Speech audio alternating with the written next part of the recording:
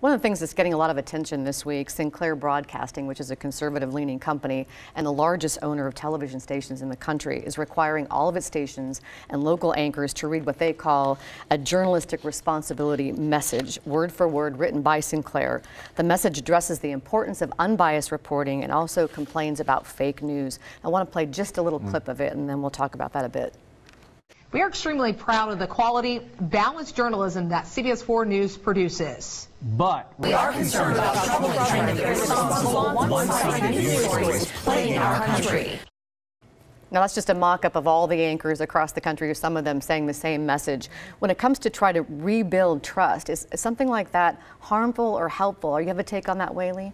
You know, I think it's one thing to declare your intent. I think it's another piece to drive continuous behavior and progress that builds credibility. We believe just in authenticity, and if you say you're going to do something, then do it. And over time, I think trust is an outcome of people believing that when you say something, it actually happens, and we're aligned in our values, and I can support everything that you're saying. So I think it's a start. Regina, what do you think about that messaging?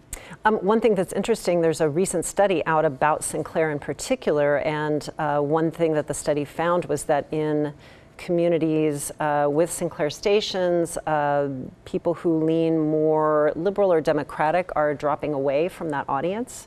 And that study, of course, was completed before this last story broke this past week. So it's just another indication that so much around the question of media and media trust has become really politicized. And the country's really breaking down along political lines. According to the survey, U.S. trust in the media diverges along voting lines. The report shows only 27% of people who voted for President Trump trust the media versus 61% of respondents who voted for Hillary Clinton. There's a 34-point difference, so really showing the country divided.